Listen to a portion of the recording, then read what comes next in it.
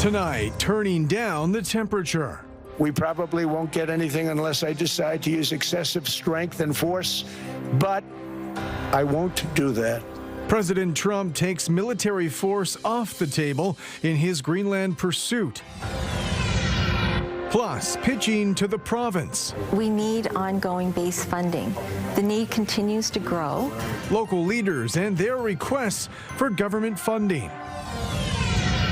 And let's talk. Reach out to them, be positive with them, encourage them. The conversation about mental health and the resources available.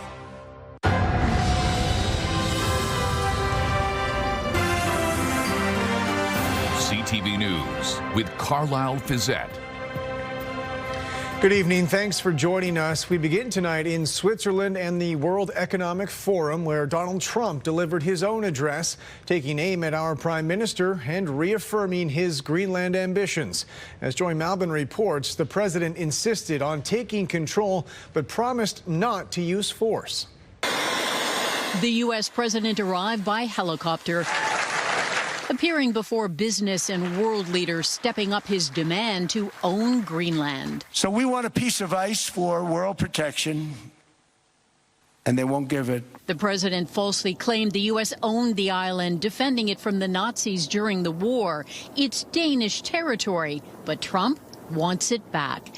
And now he's backing off his threat to seize the Arctic island using U.S. military might. We probably won't get anything unless I decide to use excessive strength and force, where we would be, frankly, unstoppable. But I won't do that. Okay? Now everyone's saying, oh, good. That hasn't stopped Donald Trump's Greenland ambitions, calling for immediate negotiations with NATO allies to annex the island. He threatened tariffs. We have no interest in picking a fight, but we will hold our ground. The European Union hit back, suspending ratification of a massive trade deal with the United States. But after discussions with NATO Secretary Mark Rutte coming to Donald Trump's defense. And when it comes to the Arctic, I think President Trump is right. Other leaders in NATO are right. We need to defend the Arctic. Everyone looking for an off-ramp to this crisis. Donald Trump posting on social media he won't impose tariffs now on European nations, reaching a deal, he says, with NATO. We have formed the framework of a future deal with respect to Greenland and, in fact, the entire Arctic region. The solution will be a great one for the United States of America and all NATO nations. It's the ultimate long-term deal, and I think it puts everybody in a really good position, especially as it pertains to security and minerals and everything else. Trump doesn't say if the U.S. will own Greenland, and no one knows what this deal means. But after being pushed to the brink, a sigh of relief. The deal here is that the United States can build up our military forces on Greenland, and there's a 1951 agreement between the United States and Denmark that prohibits it and permits it and welcomes it. That might be the off-ramp. So from the brink of a potential military invasion to a possible trade war with Europe, some say Trump may have miscalculated. Others say there's now a future security deal in the Arctic that reassures this president. Joy Malbin, CTV News, Washington. President Trump called out the Prime Minister by name in his speech, suggesting Canada lives because of the United States. With more on those comments and the reaction in Ottawa, here's Mike Lecouture. I watched your Prime Minister yesterday. He wasn't so grateful. The U.S. president with some tough talk for Prime Minister Mark Carney. It comes a day after the Canadian leaders spoke in the same room at the World Economic Forum, criticizing superpowers that use tariffs as leverage.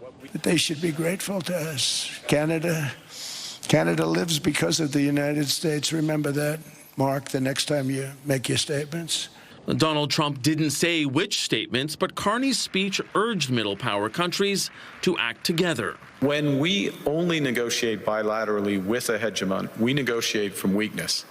Trump also said Canada gets a lot of freebies from the U.S., but it's unclear what he was talking about. Some Democrats say the comments about our country are unfair. Canadians have followed us into every major conflict we've been in, whether we were right or wrong. This president has so disrespected them that they're now talking to China. Carney wrapped up his trade trip to China and Qatar with a stop in Davos, but he didn't have anything to say about Trump's speech. In a statement, the Prime Minister's office told CTV News there are no plans to comment on the president's speech. The two leaders also didn't have any interaction while in Davos, which could be a good thing, according to this former special advisor on Canada-U.S. relations to then Prime Minister Justin Trudeau. Canada will be well served to have a more dedicated, specific conversation with the president or his team in the coming weeks and months, especially on the topic of CUSMA as we head towards a review deadline. And there's little time to waste, as that deadline to decide what happens next with the trilateral trade agreement is July 1st. Mike Lecouteur, CTV News, Ottawa. More snow for the region today, enough to cancel school buses across Midwestern Ontario, meaning another snow day for students. As Scott Miller reports, the number of days missed has reached into the double digits, so school boards are taking measures to make sure students are keeping up. As winter weather howls and school buses are canceled day after day, the number of snow days are piling up for students in Grey and Bruce County. Maybe 14 for some schools with such a vast geographical area. I mean, there are some days where certain areas are impacted more than others, but overall, I think 13 or 14 is probably a fair number. That is a lot of missed school for students in Grey Bruce, and students in Huron and Perth counties aren't far behind. Pettit says while elementary students are given some suggested tasks or studying ideas, secondary school students in the Blue Water Board are expected to take their missed classes online all day long. In the past, it was always that no new concepts were being introduced in secondary on snow days, but we're moving away from that practice whereby now if there are multiple snow days in a row, teachers can actually introduce new concepts. So, really keeping in mind that continuity of learning and the importance of that. And also that students join their classes in real time and not just, kind of given some projects in the morning. Last year, there were 30 snow days for students in Grey Bruce and almost as many in Huron Perth. Semester 1 exams were totally canceled due to last winter's wicked weather. We're hoping that isn't the case this year, but, we've communicated a plan to our secondary schools that, a schedule that they can follow. While this week saw most Grey Bruce schools entirely closed due to the weather, every effort is made to keep schools open so students without steady internet can keep pace with snow day learning. In Midwestern Ontario, Scott Miller, CTV News. Good evening. Our latest round of winter coming through today. Our snowfall warnings ending. The only warning in effect in our area is in through the Bruce Peninsula, and that is a snow squall warning. The majority of the snowfall and moisture has now moved well off to the east. However, we have another round of snow coming through as we head into tomorrow morning. Right now, temperatures holding between -2 and -5. These are our daytime highs. Still a bit of a wind chill out there, feeling close to -7 in London and feeling between -9 and -10 in through Mount Forest and KW. Satellite radar showing the bulk of the precipitation driving off to the east. We do have some off-lake snow in through Michigan, but a cold front will make the move overnight, and as a result, that frontal boundary will swing through tomorrow morning, Carlyle, and there'll be another bit of snowfall. Snowfall amounts will be quite minimal. Lots to talk about in the extended forecast, including bitterly cold Arctic air, a potential snowstorm moving through on a Sunday. Lots going on in the Weather Center tonight. I'll be back in just a few minutes. Thanks very much, Julie. Provincial government officials were in London today for pre-budget consultations, an opportunity for local leaders to make their pitch for provincial funding. With more on the meeting, here's Jerry Dewan. The Ford government consistently pointed to London's hub approach in addressing the challenges of homelessness and addictions, patterning the concept across the province. Addressing the Standing Committee on Finance and Economic Affairs, Canadian Mental Health Association Thames Valley CEO Pam Tobin gave a sense of the demand for services. Since we opened just recently, we've been at capacity and our wait list is full. The London Heart Hub opened at the end of October inside the Salvation Army Centre of Hope. Tobin says the key now is to ensure funding is sustained in order to allow the Heart Hub to see success. The province is investing just over $6 million a year for 3 years for London's Heart Hub, but Tobin is looking to ensure ongoing funding for the hub and other programs designed to address social issues. We need ongoing base funding. The need continues to grow. We need to be able to provide coordinated care. Committee member Bobby Ann Brady, an independent MPP from Haldimand, Norfolk, has reservations. We still see a patchwork of approaches that are not producing the outcomes that we would expect. So more and more money and no positive outcomes as we see numbers rise. London North Centre NDP MPP Terence Kernahan says Tobin made a strong economic case for supporting the program. Housing someone with full wraparound supports costs $4,000 per year, as opposed to $6,000 in shelter, $12,000 in jail, or $30,000, when someone is in hospital. Not inside the meeting were representatives from the London Health Coalition. They say they couldn't get a space on the docket and instead held a brief demonstration outside the hotel, saying the government continues to favor funneling money to private health care rather than addressing hospital needs. St. Joseph's Hospital in deficit. London Health Sciences legendarily in deficit. And there's no monies to even make them balanced. These hearings started in December and will wrap up at the end of this month. Jerry DeWan, CTV News. City councillors are considering relaxing rules for London driveways. Right now, there are restrictions on their size and location. As Daryl Newcomb reports, those might soon be relaxed to better reflect modern households. It can be a tight squeeze to fit all of the cars on the driveway of some London homes. And complaints from neighbors about excessive street parking and unauthorized driveway expansions are increasingly being made to City Hall. Where you used to have a family with 2 cars, now you have a family with 3 or 4, and the house didn't have that sort of parking. The deputy mayor suggests the existing rules that limit the size and location of driveways no longer reflect the needs of many modern households. Often in the name of affordability, what had been single-family homes now can include multiple generations under the same roof, and other homeowners are constructing additional residential units known as ARUs that they rent to tenants. Whether it's ARUs or whether it's that multi-generational family living, one of the solutions that we can take as a city council is to look at relaxing our regulations around driveway widths and around the so-called front yard parking. Currently, the city limits the width of a driveway to 50% of the total lot frontage, or 8 meters, 26.3 feet, whichever is less. In addition, City Hall does not permit parking on what it defines as the front yard of a home, with the exception of an up to 2-meter extension or walkway that runs parallel to the driveway. We're talking about still having a limit on the maximum amount of your front yard you could have covered with parking. We're talking about width dimensions that have a maximum, and likely I think we would settle on 2 cars wide. I don't think anybody's suggesting that a 3 or 4 car wide driveway is the solution to this. Widening a driveway would still require a permit from City Hall, but Lewis emphasizes loosening the rules wouldn't really be breaking new ground. This has worked in the past. It can work now. It's not at a significant expense to the city. It's changing a couple zoning bylaws and then letting people know here's how you apply for the permit. The deputy mayor is developing a motion to amend the zoning bylaws for a future committee meeting. Daryl Newcomb, CTV News. A large shed fire broke out in Huron County this afternoon. Fire crews were called to the scene just north of Blythe around noon. According to firefighters, there were several cars inside the shed, which is now considered destroyed. No injuries have been reported, though. Crews from 5 different communities were called in to help fight the flames. London police say they've laid child pornography charges arresting a suspect in the West End. Police say they executed a search warrant at a home on Limberlost Road yesterday, seizing various electronic devices. They say the suspect is a 22-year-old man facing possession and distribution charges. Members of the Catholic Diocese are asking City Hall to approve a rezoning application so they can establish a new cemetery on their grounds in South London.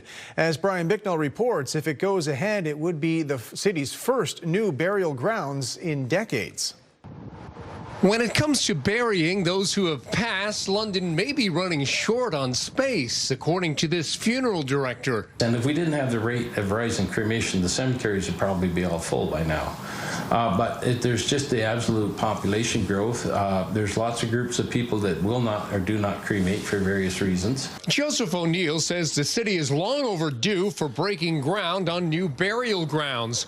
But that may be about to change. The Catholic Diocese has applied to rezone this land at 5150 Wellington Road South, next to the Catholic School Board and Regina Mundi High School.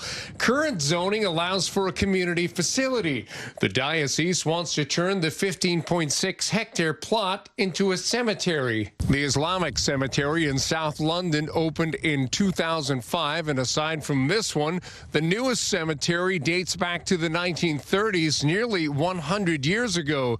Others date back as far as the 1860s and 1870s. The chair of City Council's Planning Committee says when it comes to zoning applications, this is a first for him. Where are you going to build a cemetery in London? Are you going to put it downtown? Are you going to put it, in the midst of residential? We need that available land for building residential properties and high density.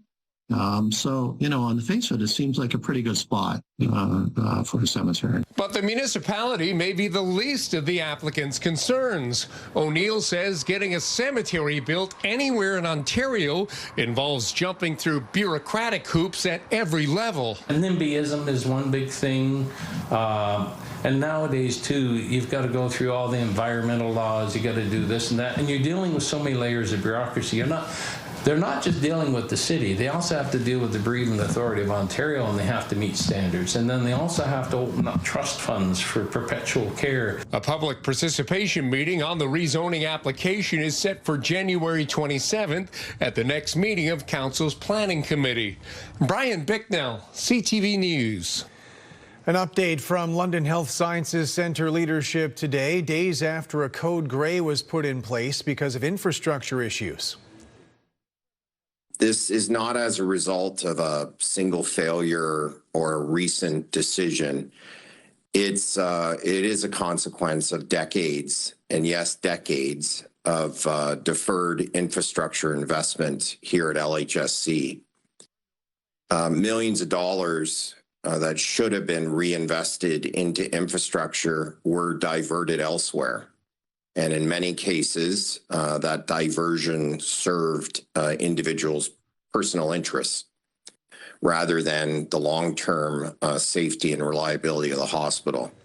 The provincially appointed supervisor blamed the code grey on years of systemic neglect. He says they're now focused on strengthening controls and rebuilding oversight. These issues are here now. We are addressing them, and we've had reviews done with respect to recommendations on how to try to get in front of this as best as we can. Local organizations supporting mental health are speaking out at a time of the year they say can be especially challenging. With more on the resources available, here's Rita Ismail. This year's Bell Let's Talk Day theme focuses on simple actions like checking in with yourself, reaching out to others, or getting involved in your community. Small steps that can help reduce stress, improve mood, and build resilience. But for many, this time of year can feel especially heavy. Our calls always tend to ebb and flow, but definitely in the winter months, sometimes it can get a little harder, the lack of sunshine. Sometimes people after their holidays feeling like they need extra support around different interpersonal relationships that they might have. And so we do tend to sometimes see a spike in January. New polling from Mental Health Research Canada highlights just how widespread those feelings are. 36% of Canadians say the possibility of not being able to pay their bills is negatively impacting their mental health. 44% say the cost of living is taking a toll, and the same number report Canada-U.S. relations are also affecting their well-being. The Canadian Mental Health Association, Thames Valley, says help is available before stress turns into crisis, with clinics and counseling options across the region. Talk and Counseling is a program that is offered by these counselors, and The goal of this program is to be a little bit more proactive in supporting when we're feeling like we're struggling with our anxiety, depression. Often we find that when life is just starting to get out of control for us, we're just starting to struggle, it can be helpful to come in and talk to someone about those things that are going on for us, and that often can prevent further crisis. Bell says it's continuing its long-term commitment to mental health, announcing a $10 million investment this year, bringing its total Bell Let's Talk funding to $194 million since 2010. Rita Ismail, CTV News. When we come back, it's the Tee Up with Brent Lail, and we'll take a look at a new documentary profiling the former O-Pee-Chee sports card factory in the Old East Village.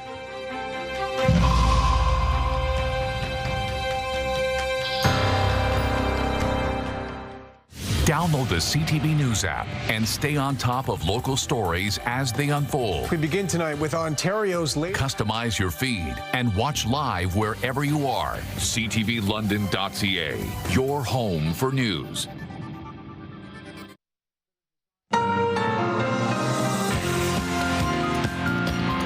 Welcome back. It's the Tee Up with Brent Lail and Brent. The London Knights road trip wrapping up with a visit to Sault Ste. Marie, and they're on a bit of a roll. Yeah, just days after trading away some high-end players, including Sam O'Reilly and Jared Woolley to the Kitchener Rangers, London has won 3 in a row and are now just 5 points back of Kitchener heading into tonight's game in the Soo. All the guys have stepped up big, and we've been rolling as of late. So just keep doing the same things we're doing, working hard and sticking to the system. We just want to keep stacking wins. So this game here on Wednesday should be a good one.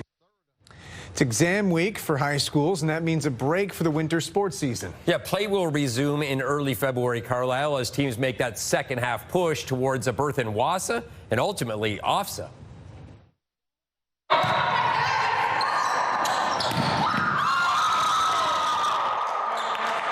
One team looking for a spot at the provincial championship is the undefeated Parkside Stampeders girls volleyball team. They're a perfect 8-0 in league play, which gives them top spot in the Southeast Division. After losing the WASA final to eventual champ Oak Ridge last year, they want to take that next step. I feel like we all connect really well, and we always show up to practice and are always putting hard work in, and communication is just big for us. We want to go to OFSA for sure. That's been the goal right from the start, and the girls, it's their goal, and yes, I'm along for the ride, but they want to make it there. They've not been there, and it's been a long time since a Parkside team has been there, so we would love to make that happen this year. Now to your neck of the woods, Brent, a major Special Olympics fundraiser tomorrow night in St. Thomas that you're personally involved with. Yeah, it's the St. Thomas Sports Spectacular, and it's been going since 1978. We've got Ray Bork, Marcel Dion, Jesse Barfield, and other Olympians coming to raise thousands of dollars for a great cause. Our own Julie Atchison will be on site.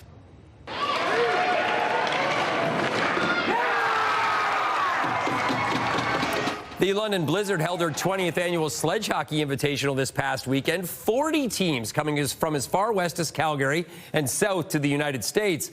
The London Blizzard's Intermediate B team lost a tough final to the Buffalo Sabres. Next year, gold all the way for sure. We had some tough competition with Buffalo, and they've been here every year, and we're hoping to expand the tournament again next year and have more teams from across Canada and the States. I coached the first tournament 20 years ago. It was, I believe, a six-team tournament. We love coming up here to London. Great hospitality. The organization that hosts the tournament is absolutely great. And finally, Brent, a Western history professor behind a documentary about London's O-Pee-Chee factory, trying to get it into some film festivals. Yeah, Michael Dove has been working on this film for a few years now, called Packaging Fun. It's about the history and the people who worked at the former London factory. Our working title for this documentary film is Packaging Fun, so it's about London's O-Pee-Chee company.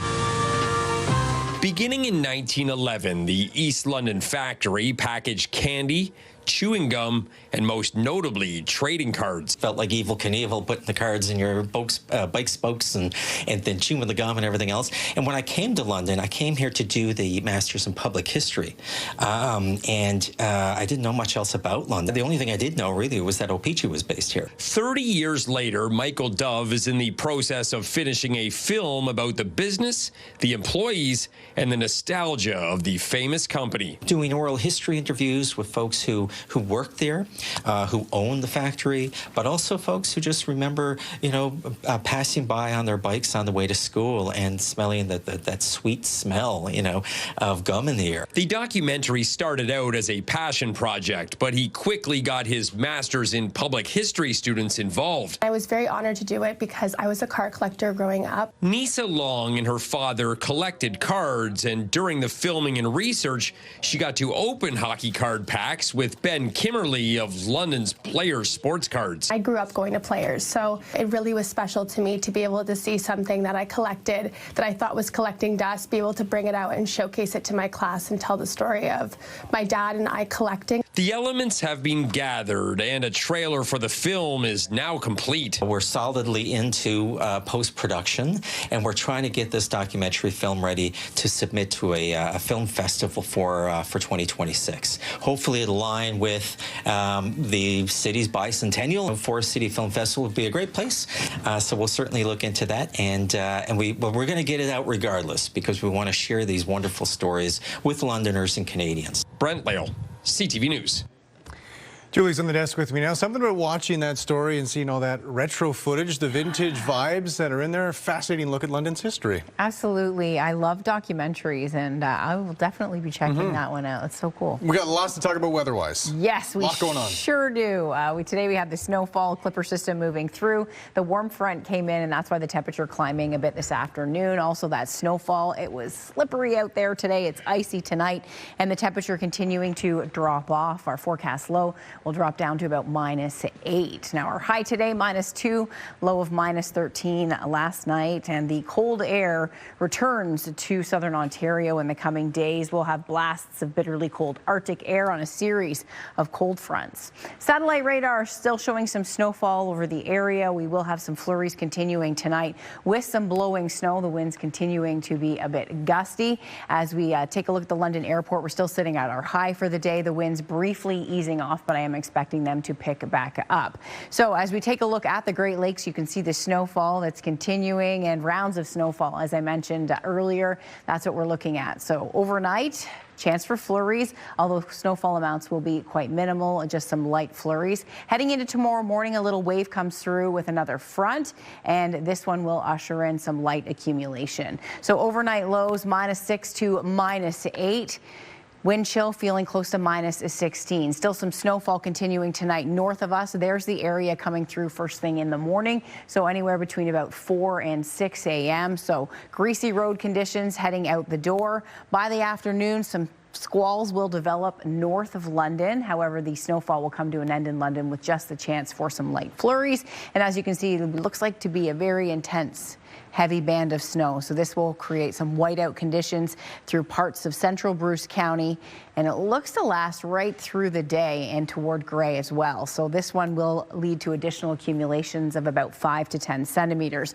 Then as we head into Thursday night, a little bit more snow. As you can see, another round coming in. So we're just going to see the snowbanks continue to get a bit bigger. Now, I mentioned at the top of the show about a potential storm for the weekend. This one is well south of us, so we'll be under the influence of high pressure this weekend, but I will be watching this storm on Sunday because it could clip the lower Great Lakes with its swath of snowfall. This is going to be a mess stateside with wintry mix to ice conditions through the Ohio and Tennessee Valley. So we'll be watching that for Sunday with the potential of a change in trajectory of that storm will change snowfall amounts in southern Ontario, but I am expecting snow to move through that northern shoreline of Lake Erie on Sunday. Snowfall amounts over the next 24 hours. So an additional 7 centimeters in London, Midwestern Ontario. You can see the areas that will be under the snow squall. So that's in addition to what you've already received today, potential for another 20 centimeters towards Owen Sound. So lake effect snow will be the weather story over the next 48 hours, just rounds of it as we see these fronts come through every time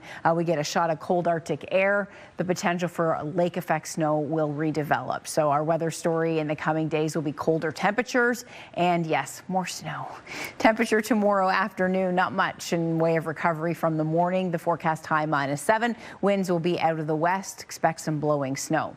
Over the next 7 days, temperatures drop. -12 the high Friday. Flurries, and Saturday looks beautiful but cold.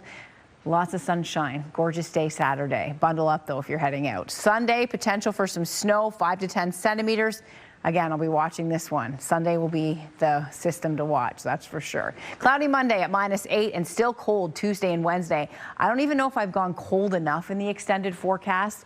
Temperatures, forecast models are all over the map in terms of just how cold it's going to get. One thing all the models are agreeing on, it's going to be bitterly cold with frigid temperatures and wind chills. Overnight lows in parts of Midwestern Ontario from -19 to -24. That's not factoring in the wind chill. So that'll be our big weather story next week. We have flurries tonight continuing, accumulating snow, snow squall setting up in Midwestern Ontario, Carlyle. So definitely some active weather on the move, and the cold temperatures, that's going to be the talk next week for sure in terms of those overnight lows dropping down. I mean, that wind chills will be close to -30, so it's going to get very, very cold. That's crisp for sure. Thanks very much, Julie. Still ahead, biting the bullet on security costs, why there's increasing interest in ballistic grade glass for Canadian homes and vehicles.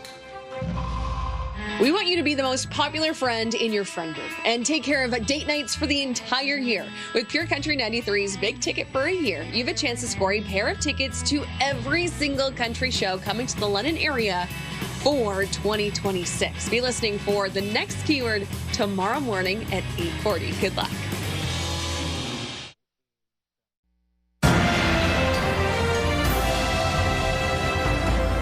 London's Hard Rock Hotel has been featured in the Forbes magazine travel guide. Officials say it's the first time a hotel from London has made the exclusive list. The facility opened last year, featuring 164 rooms inside the former Kellogg's factory on Dundas Street.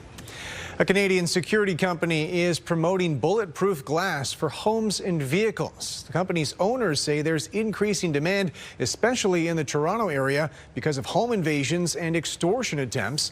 With more, here's Pat Foran. Following an increase in break-ins, Metalex Security Products developed rock glass, which it claims is 200 times stronger than regular glass. You can't break it with a baseball bat. After a rise in drive-by shootings and extortion attempts in the GTA, the company says it's developed bulletproof ballistic glass. Tom Reimer says there's a growing demand for it. Will this stop a bullet? Absolutely. Reimer says customers purchasing bulletproof glass for their homes have been victims of extortion attempts or are worried they could be. What do? Are you going to move, or are you going to do something about it and you're going to be proactive? So that's where the ballistic comes in. And I hate to see it, but it's here. So we're heading into the gun range now. We asked Rylan Morey at the Gagnon Shooting Center in Oshawa to fire at the bulletproof glass to see how it would handle the impact. It is a 9mm pistol. It's a pretty fancy one, considering that it's not exactly what most of the criminals are carrying these days. Once the bulletproof glass was put in position, Morey was ready to shoot. Then it was time to see how the ballistic glass held up. Stop it! Sure did. I'm so happy that it's done what it's supposed to do. This is ballistic 9mm glass, 3/4 inch retrofit. It hung into the frame, no movement there. This does a more than a good job of stopping that for sure. Now this is something you hope you don't need. No. But for some people in the community, it is something that they feel they need, and we're here to help out. Outfitting a home with bulletproof glass could cost thousands of dollars, but Reimer says for some families or businesses, it may make them feel safer and give them peace of mind. Pat Foran, CTV News.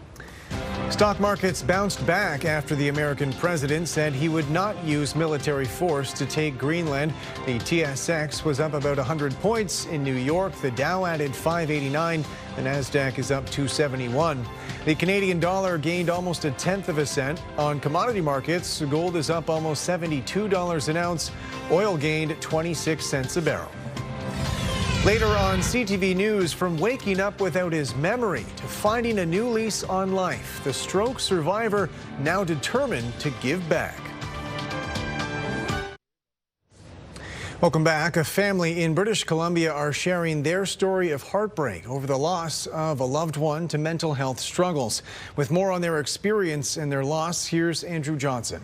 We're here at the BC Liberal headquarters in downtown Vancouver. Long before he was a student journalist filing his first live hit, Hayder Nayani's mom knew he had a gift. Since the beginning, I saw that public speaking talent in him. Hayder's younger sibling, Saif, grew up wanting to be just like his big brother, who seemed to have it all. He was the kind of person that you instantly wanted to be friends with. Hayder was his Port Moody High School's valedictorian. He went on to earn an economics degree, a broadcasting diploma, and excelled in marketing and sales. But he didn't seem satisfied. It was taken as he's a restless kid and he's an overachiever. It would turn out those were likely early symptoms of mental illness. In his mid-20s, Hayder began to experience depression and was prescribed antidepressants. Last year, he was diagnosed with bipolar disorder, started seeing a psychiatrist, and taking new medication. I asked him to move back with us, and he didn't want to because he had an excellent group of friends, and they were very supportive. A few months later, struggling, Hayder reached out to friends and family, then checked himself into the hospital. He was treated for several days, then discharged. Only a few days later, Hayder took his own life. I lost my child for that reason. The system failed him and I lost my child. One of the hardest things about it is that he did everything right. He did everything he was supposed to do. That's the thing, I can't understand that. Despite their devastation and the perceptions of shame around mental illness felt strongly by many racialized Canadians, the Nayanis are speaking out in the hope of helping others in Hayder's name. If you are struggling with mental illness and if you think it's depression, if you have any doubt, please get yourself tested for bipolar, because bipolar can easily go under the radar. They are also creating a scholarship for journalism students at the BC Institute of Technology, passionate about advocating for the less fortunate. So people who especially need, a voice, because that's one of the things that Hayder was really, big on. And making sure his voice, so it's a tight race, it's really close, and is never silenced. Andrew Johnson, CTV News, Vancouver. I'm now joined by our CTV national correspondent in Halifax, Paul Hollingsworth. Paul, you've become a vocal advocate for youth mental health, inspired by your older brother's experience. So what was his story? Well, by the way, thank you for having me on your show, and it's great to talk with you. He had a very sad story, but there were chapters of his life which were very happy and positive. He had a very normal childhood, very athletic, lots of friends, fairly popular in our neighborhood, and he was a good guy, but he started to change in his late teenage years, and went down a different path. He withdrew from friendships. He went into an area of his life that saw him engage in alcohol abuse and drug abuse, and things became worse. We didn't know how to talk to him. We were probably paralyzed with fear and confusion as to what was happening in his life. And on December 16th, 1991, he took his own life. He died on a Friday, died on a Saturday, actually, late Friday, Saturday morning. I found him on a Monday. We buried him on a Thursday, and a big piece of Bryce has been buried in my heart ever since. I think about him every 6 seconds, especially rather than a day like today when we get to talk about such an important initiative like Bell Let's Talk. And communication obviously is a huge part of what this day is about. So what would your advice be for anyone who thinks a loved one of theirs might be struggling? Well, first of all, don't do what I did 35 years ago, because at the time I didn't do enough. Now, in fairness to me and my family members, 1991 was a lifetime ago when it comes to how we communicate about mental illness, mental health, and how we talk in an open way in our communities and in our homes. So I would encourage people to be open, be thoughtful. Look around your room, look around your community, look in your friendship group, in your family, your expanded family. Look for some of those warning signs, and maybe somebody that you love or somebody who's connected to you, even a peripheral connection, someone on the outer edges of your group, they might be suffering in silence. Reach out to them. Be positive with them. Encourage them. Remind them that there are professional opportunities in our community, whether it's helplines or medical care in our community to talk to people. And I also think just by cheering people on and having a positive, encouraging presence in their lives on a daily basis, we talk about talking. Well, talking is a meaningful exercise in a situation like this, because it can be an opportunity, and I've seen this from experience, to remind people in a very tangible way that at a time when they feel very dark, they feel very alone, that they are in fact not alone, and that might be enough to pivot them to a more positive outcome in their life going forward. For sure. Paul Hollingsworth, thank you very much for joining us tonight from Halifax and sharing your story. Thank you very much. Tonight, we just got situated in our room. Just hours after this video, she was found beaten to death on a luxury resort in Mexico. So when I found out she was dead, I just started screaming. Her Canadian boyfriend found not guilty. My goal is that the monster who murdered my daughter doesn't have a chance to murder anybody else's. We've uncovered blockbuster developments that could change everything. Tonight on CTV National News and ctvnews.ca. Thank you to Dave Young for sending this photo in from Goderich. Dave says this is the Canadian icebreaker, the Vincent Massey, clearing a path for the Algoma Intrepid out of the Goderich Harbor that's carrying a load of salt, followed by the Tug Ocean Simard. Said it took over 2 hours to clear a path out to the open water. Lots of freezing going on the Great Lakes in the coming days as temperatures are set to plummet and rounds of snowfall continue. A building fire forced a major bridge in Montreal to close during the morning rush hour today. Heavy smoke was coming from the building, and there were concerns it might collapse, landing on the bridge's pillars. Crews were called late last night to deal with the fire, and they were still working on it this morning. It took until this afternoon before officials could partially reopen the bridge to traffic. Israel's prime minister says he has accepted an invitation to join President Donald Trump's Board of Peace for Gaza. I believe that President Trump is the one that's building this Board of Peace. He invited Israel, Prime Minister of Israel, to be a part of it. And he also invited President Putin, Russia, to be a member there.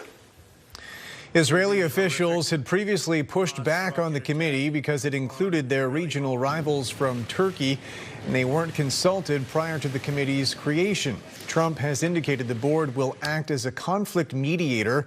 Meanwhile, officials from France, Sweden, and Norway have declined to join, suggesting the board would be designed to replace functions of the United Nations. Prince Harry took the stand today in his lawsuit against the Daily Mail. The Duke of Sussex held back tears at times, suggesting the British tabloid made his wife's life miserable.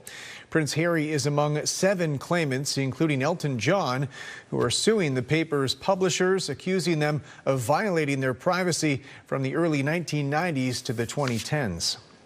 The Northern Lights are particularly active this week. An airport camera caught this display over western Greenland this morning, which lasted for at least an hour. The aurora borealis results from solar storms emitting high-speed charged particles colliding with gases in the Earth's atmosphere. The Northern Lights usually occur near the Arctic between September and April. London's top stories. We have breaking news tonight out of Ottawa. The latest on the breaking news alerts. I'm tracking an area of severe weather. It'll start. And watch live. A development now to a story from City Hall we brought you. Download the CTV News app. Welcome back. Lego has introduced a new 2,100-piece set of a golden retriever puppy. It's about a foot tall and is available now for pre-order as part of the toy company's pet collection. The earliest shipping date is February 1st. And finally tonight, a BC man who went through a medical emergency and woke up without his memories. Adam Sawatsky has more on his journey back to health and his plans to now pay it forward. One moment. Oh, uh-oh. He's riding his bike. Uh-oh. Before suddenly collapsing. And it happened like that.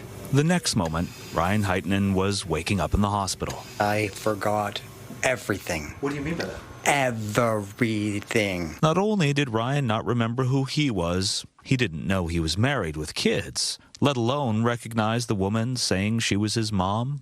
I'm terrified. Anne says her son had suffered a stroke before enduring brain surgery and being unresponsive for weeks. At that point, they weren't sure if he was even going to make it.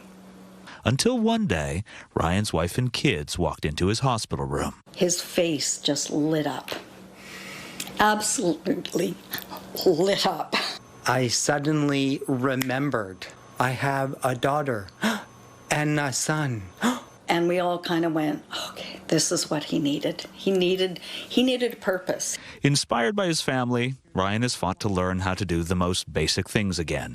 And with the help of his healthcare team, is celebrating previously unimaginable accomplishments. I would not have survived without them. And Ryan would not be thriving. Laughter is a thing. Like when a condition called aphasia makes him unable to communicate with words, Ryan chooses to smile. Smiling makes the world go round. And after losing the ability to use his right arm and hand... This is my 3D workspace. Ryan taught himself how to use a 3D printer to design all sorts of adaptive tools, ranging from one-handed nail clippers to one-handed toothpaste dispensers. I want to give back. So Ryan started putting up posters offering to custom print all of his inventions to people in need for free. To change lives would be the best that I could be.